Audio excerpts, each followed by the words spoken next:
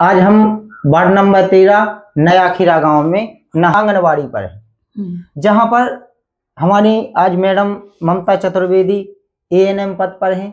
ये टीकाकरण के लिए आई हैं। तो आज हम इनसे विस्तार से चर्चा करते हैं कि कौन टीका लगना चाहिए और क्यों लगवाना चाहिए, इनके क्या लाभ हैं, क्या हानि है, पूरी चर्चा करेंगे। वीडियो के अंत तक बने रहिए। महिलाएं हैं, उन्हें आप विस्तार से बताइए कि हमें टीका कब से लगवाना चाहिए, कब तक लगवाना चाहिए, कौन कौन टीका लगवाना चाहिए।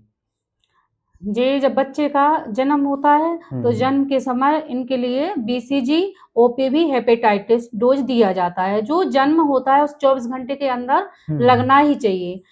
यदि ये नहीं लग पाता है तो उसको 1 माह के अंदर लग जाए। अगर नहीं लगता है तो फिर वो साल के अंदर लगना ही चाहिए। ठीक है। और फिर जब 1.5 माह का बच्चा हो जाता है तो उसको 5 डोज देते हैं वैक्सीन की। फर्स्ट उसमें ओपीवी, रोटा, एफआईपीवी, पीसीवी, पेंटा 5 डोज इसमें। फिर 1.5 माह का बच्चा हो जाता है तब ये देते हैं। और फिर इसके बाद में जब 2.5 माह का बच्चा हो जाए 1 माह के अंतराल में तो इसको पेंटा, ओपीवी और रोटा इनके लिए ये वैक्सीन फिर से 1 माह के अंतराल में दी जाती हैं। और फिर 1 माह के मतलब 3.5 माह में फिर से डोज दिया जाएगा बच्चे को। तो वही दिया जाएगा ओपीवी, पेंटा और पीसीवी, एफआईपीवी दिया जाएगा। 5 डोज इनको दिए जाएंगे। मैडम एक बात बताओ, जन्म से कितनी उम्र तक बच्चों को टीका लगना चाहिए? जी, जन्म से 16 माह तक 5 साल तक इनका टीकाकरण चलता है। बच्चों का टीकाकरण 5 साल तक चलता है। तो मतलब इनका पहला ये 3 डोज ये हो गए हैं। 9 माह में लगेगा। 9 माह में एमआर, पीसीवी, एफआईपीवी और विटामिन ए ये डोज दिया जाता है। ये महामारी से बचाता है। इनमें से कोई भी टीका नहीं लग पाता कारणवश, तो कौन कौन सी ऐसी बीमारी है जो हो सकती है बच्चे को? देखो, बच्चों को बीमारी देखो टीबी से बचाव करता है, रोटा दस्त से बचाव करता है, हैं? और पेंटा 5 बीमारियों से बचाव करत है वो, हैं? हेपेटाइटिस, मेनिंजाइटिस, हैं? और निमोनिया से बचाव करता है, हैं? तो इन कई बीमारी हैं ऐसी कई प्रकार की बीमारी हैं जो उनसे टीका से बचाव होता है। बच्चे में बीमारी तो होती है लेकिन बच्चा स्वस्थ हो जाता है। टीका लगवाते हैं, टीका लगवाने से उसमें एक इम्यूनाइजेशन शक्ति बढ़ जाती है।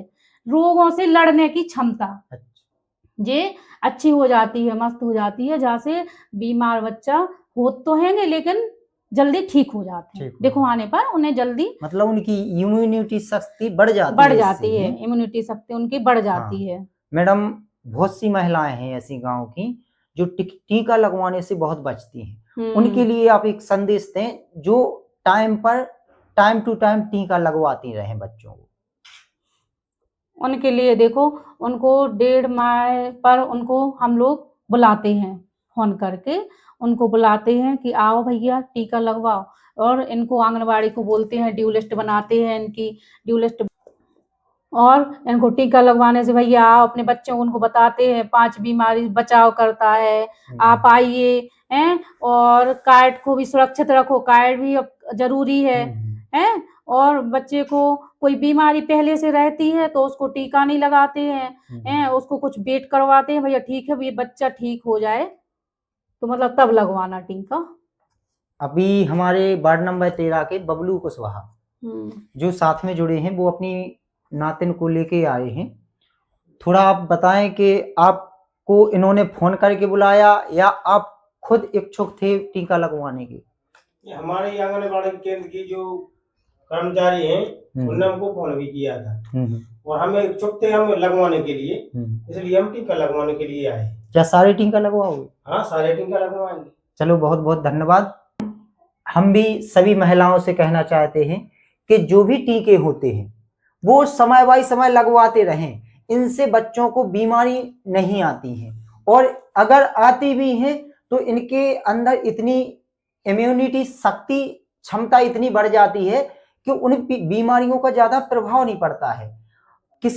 कई माताएं बहनें ये समझती हैं कि टीके पक जाते हैं या दाग छोड़ देते हैं, तो इसको ज्यादा माइंडली ना लें, और इनसे कुछ नहीं होता है।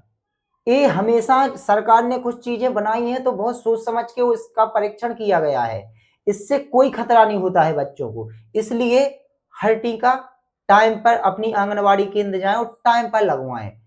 इसमें किसी भी झिझक की बात नहीं है, बेझिझक जाएं और टाइम टू टाइम, चाहे बच्चा हो या बच्ची हो, सबको टीका लगवाएं।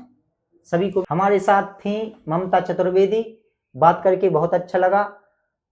मुझे विश्वास है, भरोसा है कि आप लोगों को इनकी बात समझ में आई होगी। और समझदार बने, निरोगी रहें, स्वस्थ रहें।